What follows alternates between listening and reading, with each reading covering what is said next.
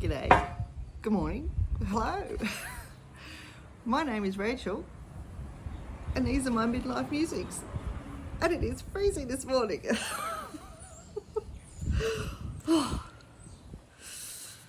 Okay, the others are still sound asleep, so if I want to have a chance to have a chat to you, I need to be out here. I might have to ask Dad where he's put the patio heater so I can put up if I'm going to be doing this on a regular. Oh, it's cold this morning. I'm really grateful that this jacket zips up because at the start of winter when I bought this, it didn't zip up. So it missed by about that much. So I'm so glad it does up now. Anyway, enough of that. These are my midlife musings. My name's Rachel. Welcome. Welcome to you all. Welcome to anyone who's stopping by. Welcome to old subscribers. Welcome to my new subscribers. You guys are fantastic. Thank you so much. Cheers to you all. That's hot. Oh. Okay, so this is week 1 on World War II UK rations. At least my version thereof, and how my life goes living that lifestyle. It was an interesting week. Yeah. And I'm sorry, I'm confused with the cameras. It's a little bit glary out here. I can't tell where the camera is, so if my eyes are all a bit that's why. Oh, so yes, this was the week that was, and boy was it a week. But you'll see that in a minute. So I'm gonna sit out here, finish my cuppa, warm up my hands, and then go in and have some porridge for breakfast, and actually sort out my new rations for week 2 because I'm filming this at the end of the week. But my week's just ended and now this is just beginning for you. So I will let you get to it. It's already long enough and I've chatted quite a bit now. So I will talk to you later. Hope you enjoy. Thanks for watching. Stick around, like, comment, subscribe, and I will talk to you later. Bye. First breakfast of the ration challenge. I have 2 tea bags in large teacup, an apple, porridge, oats with a half portion or 1 scoop of the caramel protein shake, and there's almond milk in both the tea and the porridge as well. So I'm looking forward to eating this. I'm very hungry this morning. My baked potatoes going in the microwave. Minced slices are almost done. I did them in a tin tonight because I did not want to stand there at the stove cooking. I'm too tired, but they're almost ready. Cabbage and carrot are ready. Might need to warm them up again a bit. They're looking a bit cool. That's okay. Didn't quite time it all together. That's okay. Microwaves are great for that. There they are all done. And here's the gravy. I love gravy. But I was so hungry, I didn't cook this long enough. And it's oh no, I spilled some. This is so watery compared to what I normally have, but I don't care. I'm hungry, it's going on, and I'm gonna eat a lot of it. Except that bit. The last bit. Yum. I like the minced slices enough that I had them the next night. And I got the gravy right this time. That's so much better. Still tasted good both nights though.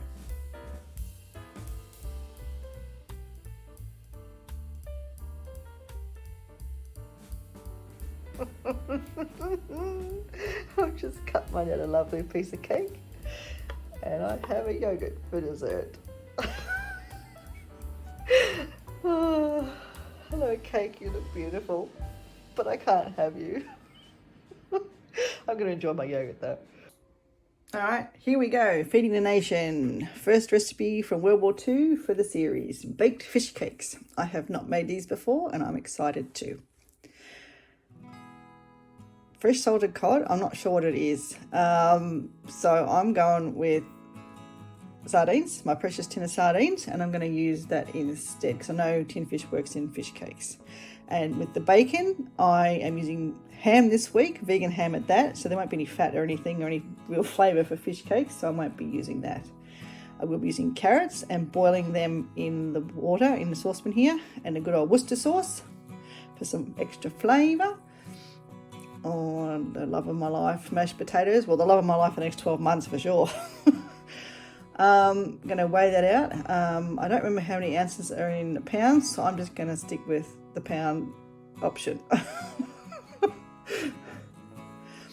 And now dill, I really love dill in fish cakes. And it says sweet herbs here, and I'm not sure what sweet herbs are. I'm assuming it means basil and oregano and things like that. But I can't eat those because they're the mint family. Now I know the dill will go really well with the carrots, but I'm not sure how well it'll go with the sardines. So I'm going to skip the dill and go with parsley instead. And I'm learning to cook with dried parsley because that's the option I have for dried herbs these days. So hopefully it'll taste good in here. There's the pound of potatoes. Doesn't look like much, does it? And it's a really, really dry mix. So I'm not sure how that's going to go. And I'm filming one-handed, so I have to rest the spoon in the spuds because I didn't think this through very well. And this is the best I got right now. But it seems to work okay. All right, parsley, in you go. You're lovely and bright and green and fresh. Don't have much of a smell. I'm curious to see how you're going to taste in food. And as you can see, yeah, it's very, very dry mash. Very, very dry. I didn't use hardly any fat in it at all. So I'm going to include the liquor from the sardines to hope moisten it up a bit. Because yeah, I've got to save that fat. Now that I'm making pastry, oh my God, I need to save the fat. Get out. Go on, you can do it. Get out, out, out. Ha. Mixy, mixy, mixy, mixy. Lots and lots of mixy, mixy. You don't see all the mixy or all the boiling. But while the carrots are boiling, I'm going to put the mix in the fridge. Just nestle it in there for a bit to keep it cool. Yeah. Oh, hello celery. You're looking a bit wilted. I'm going to put you in the ham hock and green pea soup in a slow cooker for my hubby's lunches for this week to go in the freezer. And this carrot, oh my God, it was so weird to mash it. The texture was so weird. I don't know if I mashed it very well, but I was getting squeaked out by the texture of mashing the carrots. And here you go, more mixy, mixy, mix, and lots of mixy, mix. Now, these are cooking only gloves because I don't want them to get mixed up with the ones that are used for cleaning, because the container needs to be handled with clean hands because then it's going to be handled with the food. And I sped this up because this took far longer than anticipated. Oh my gosh. I split it into 4 servings because that's how many there were. And I made each of those into 2 cakes per serving. And here's my dad's beautiful hand opening the oven for me because I, again, didn't think it through. I'd need 3 hands. Thanks, Dad. And yeah, they look beautiful. Absolutely beautiful. Are they cooked though? Let's have a look. Firm but squidgy? Yes. Not crispy, but that's okay. They're oven baked. I'm saving my precious, precious fat. The greens on top of my salad were left over from my kiddos' dinner last night, and they actually still have a little bit of the gravy flavour on it.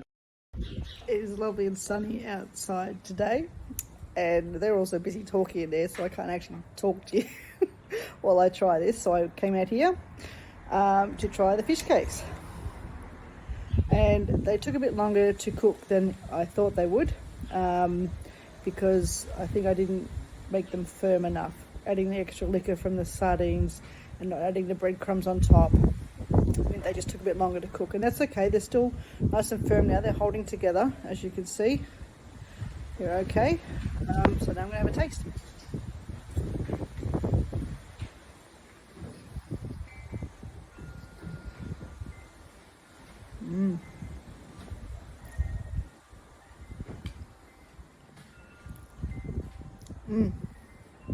That is really, really nice. I think I made the right choice, not having the dill, having the parsley instead of dill. The dill would have overpowered the sardines and contrasted not very well with them. The texture is soft, but again, as I said, and there's no flour in it, no binder of any kind other than just the potato. But that's very nice. I like the addition of the carrot. Don't know what salted cod would taste like, but I bet you it's tasty as well. I bet you would have gone fantastic with the dill. So yeah, I'm gonna go and enjoy my lunch, and I will talk to you guys later. Bye.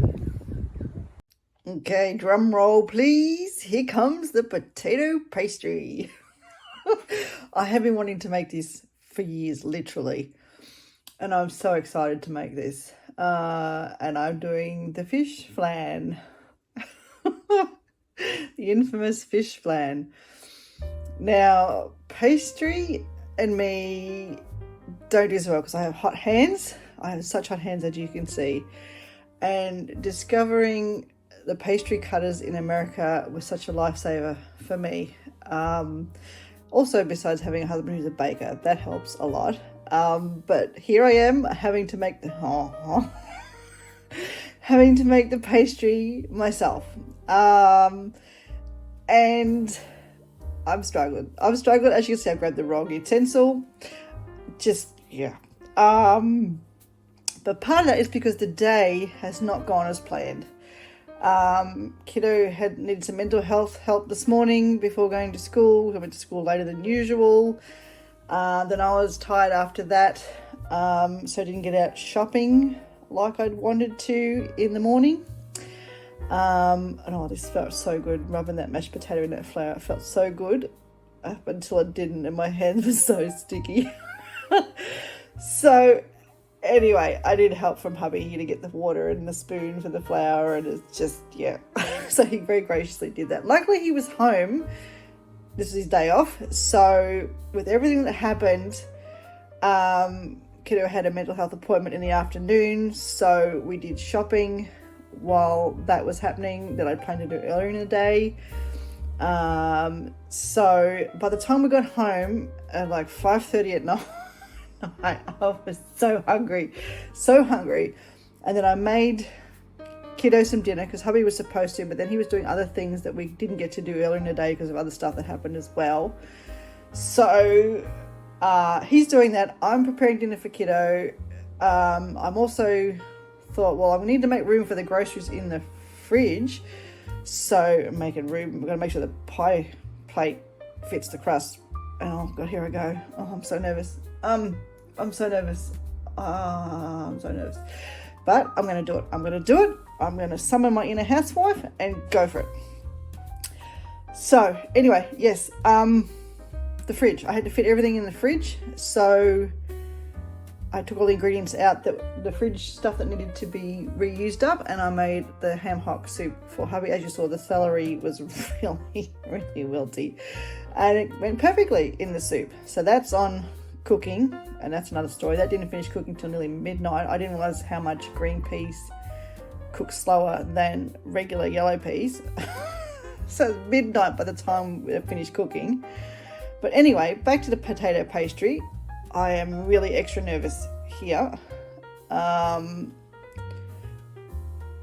as I said, I got a late start on this, and my frustration levels were already through the roof, and I was hungry. And I just, this pastry. But I persevered. I wasn't going to roll it again.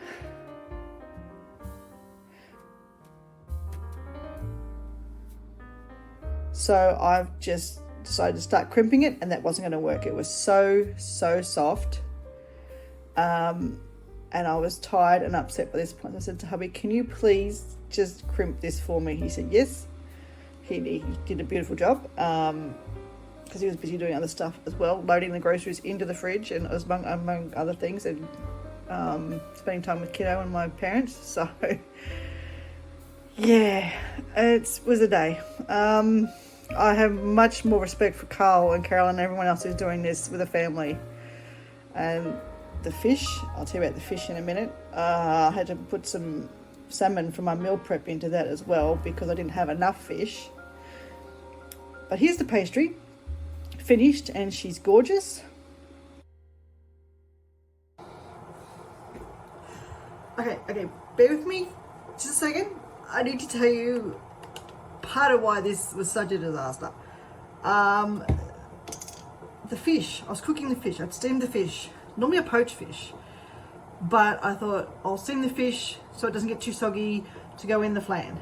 So I put those lovely, beautiful pieces of fish in the steamer basket, turned it on, was busy making the pastry, doing everything I needed to do.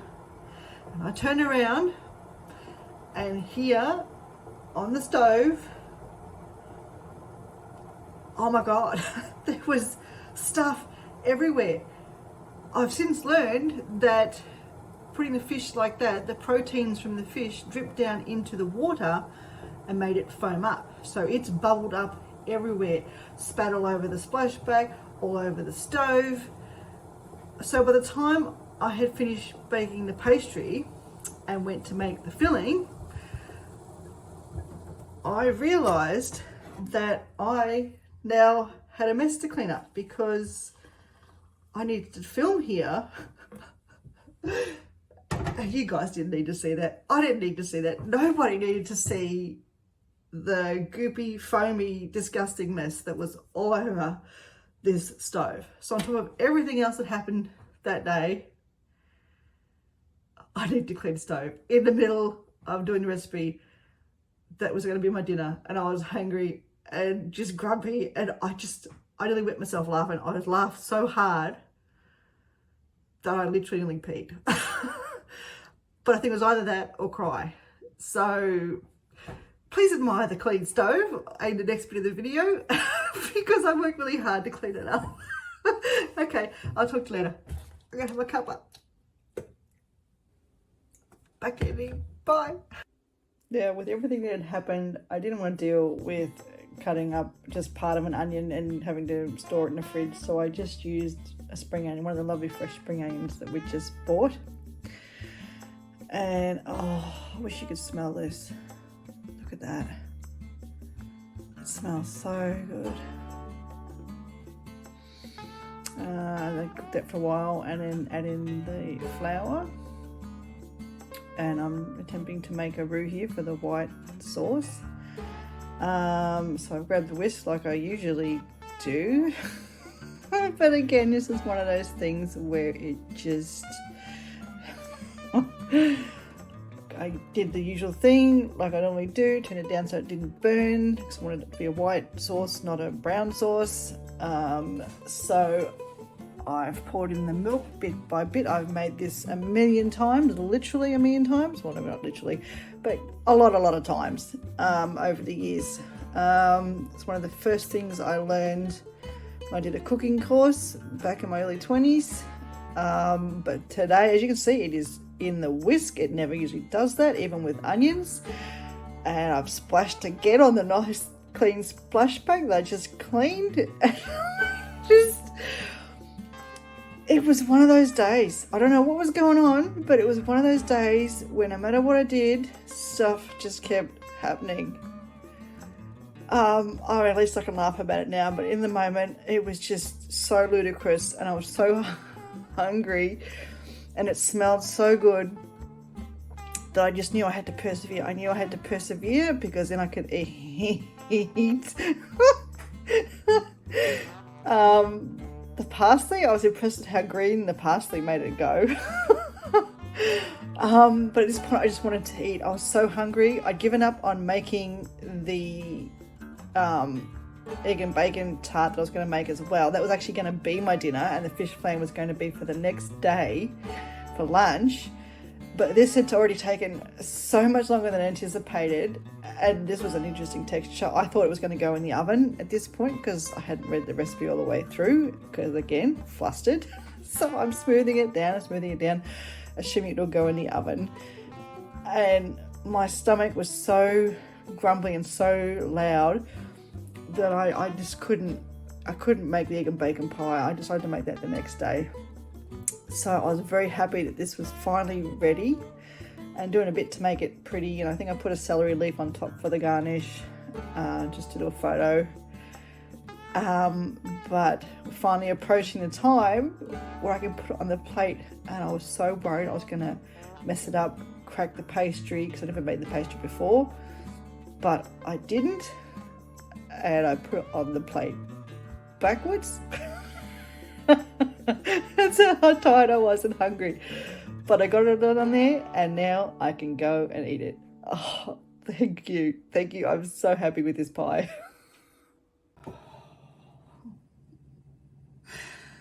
That took far longer than anticipated tonight. I was already tired before I started. I had a big day. Things didn't go according to plan either.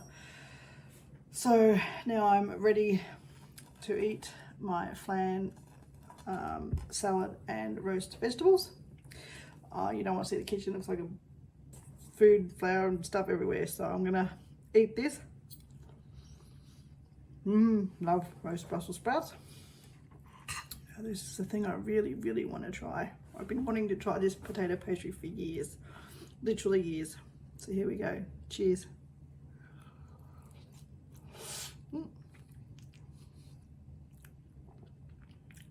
Oh wow. That is really, really good. It is a soft pastry like they said, but it's delicious. Oh, let me have to bite that. That's just,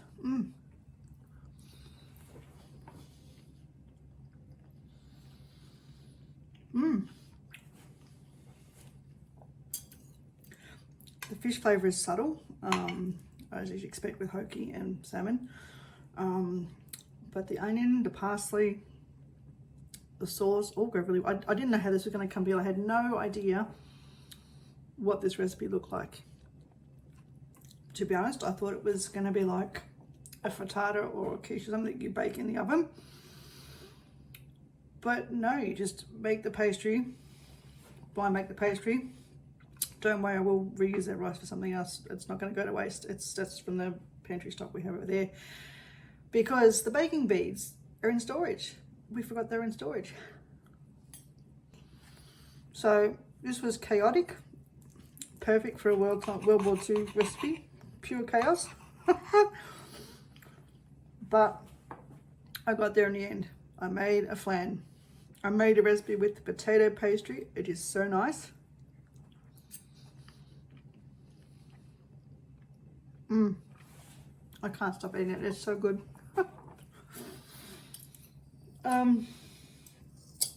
made a double portion of the pastry because I'm going to also do an egg and bacon tart like I did last time. I did this in February, but I'll be using the vegan ham, so I'll be curious to see how that goes. But I think I'll be leaving the pastry in the fridge overnight and doing this in the morning because I am now too tired.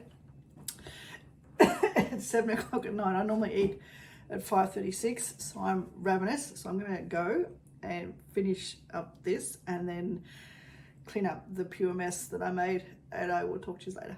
Bye. Here's the recipe that I use for my mixed mash. And here's my big bowl of mash. Big bowl of mash. Comes in handy for the gamekeeper's pie, bubble and squeak, sandwiches, all kinds of things. Yum. There was a tiny little hole in the rim of this plate that I didn't realise. Pie plate. So it's dripped egg everywhere. Fortunately, it's too burnt to even think of eating like egg chips.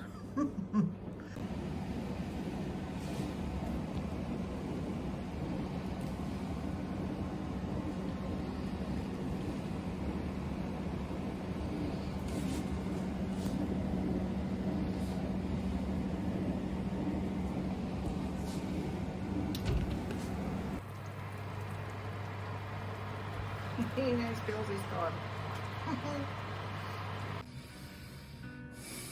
I really felt like crying last night. Hubby got home after work about 9 o'clock and I'd been playing games on the couch, the Nintendo. Kiddo had been doing stuff that teenagers do.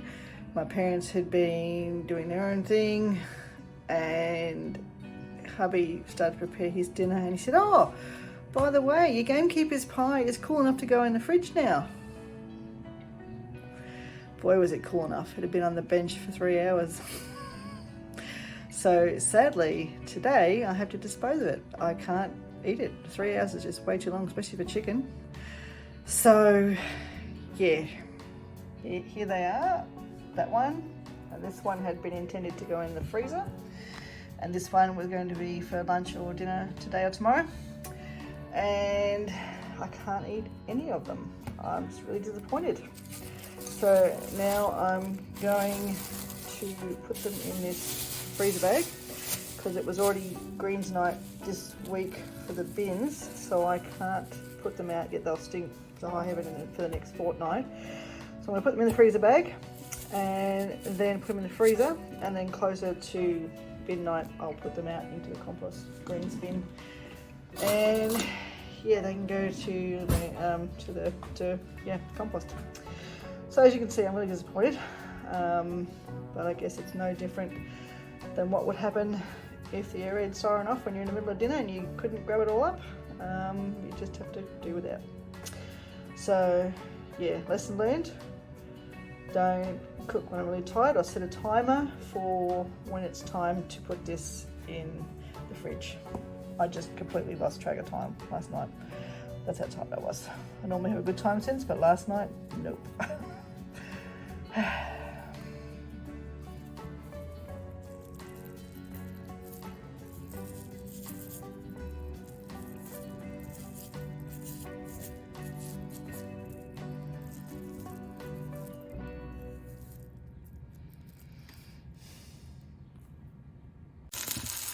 This morning I just can't look at sweet milky porridge again.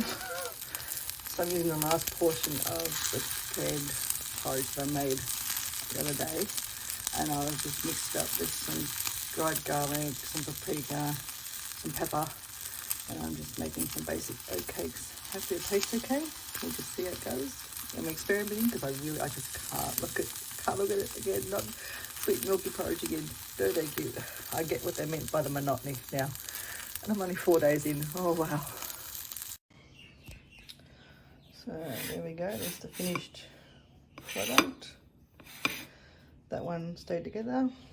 That one fell apart, but that's okay. It's literally just squished porridge with some herbs and spices. I've got a silver beet 1 egg scramble, half an apple, and my camp coffee. With how I felt looking in the fridge this morning at that 4th day in a row of porridge, well, I had toast, but yeah, 4th lot of porridge this week, I can extrapolate from that to how they felt after years and years and years of the same ingredients. So no wonder there's so many amazingly inventive recipes in there, because they were literally desperate for something to taste different, to feel different, to have a different texture. It was just desperation, I guess, and innovation go together hand in hand, and that's why. So let's see how this goes.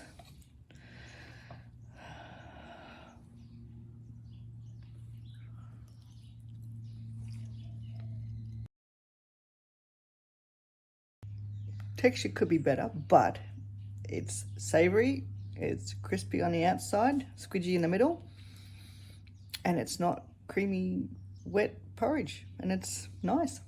I would definitely do this again.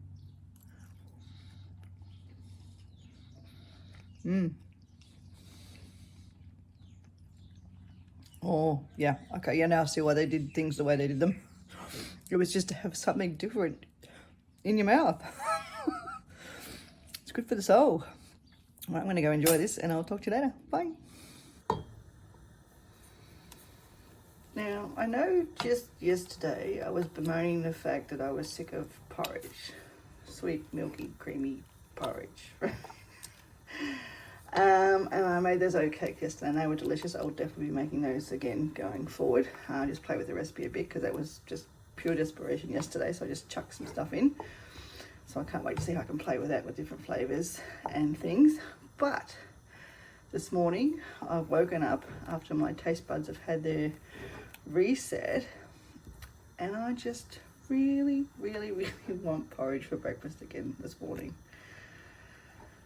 Yeah, so much so that I'm doing my usual amount of 4 portions. So 1, 2, 3 go in the fridge, and this is the one I'll be eating this morning. But yeah, there's something meditative about standing here stirring the porridge I mean, I do it in the microwave too if I'm in a hurry or just making one portion. But I just like standing here stirring the porridge, listening to the plop, plop, plop as it gets closer to being cooked.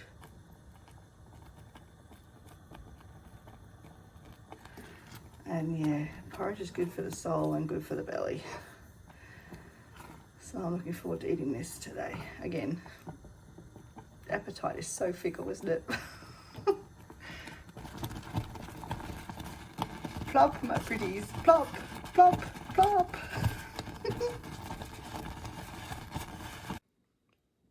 I have made it to the end of week 1 of rationing, and to celebrate, I got myself a kids pack of fish and chips. Oh, of course, no thank you. I got a potato cake, scallop they call it in New South Wales, kid-sized piece of flake, and a small serving of chips.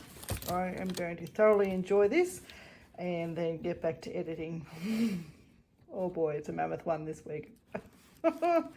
Yum, fish and chips. So there we go. That was my first week on rations. It was an interesting week, to say the least. But I'm really glad that I did it. I'm looking forward to week 2. I'm looking forward to my weigh-in in the morning. I will start next week with showing you what I have left over from this week and what my new rations are for the new week. But yeah, I'm out enjoying a walk after those fish and chips. I didn't use my usual place, so they're sitting a bit heavy. For some reason they were closed, but I guess that's no different than in wartime too. If someone had damage from the Luftwaffe and your usual place was closed, you just went to wherever else was open. Surprisingly, I didn't eat all the chips either. I was full, so kiddo had the rest. So yeah, thank you so much for watching. I really appreciate every one of you. And as a reward, here's some bloopers from earlier in the week. I'll catch you later. Bye.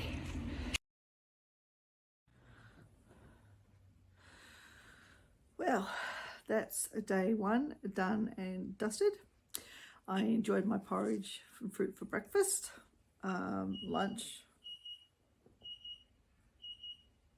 That's the timer for the food. Hang on. But I did need afternoon tea today. I was really, really hungry. Did a lot of errands and stuff today, so I was very hungry. That's my dad in the kitchen making hot chocolate for him and mum. So shared household.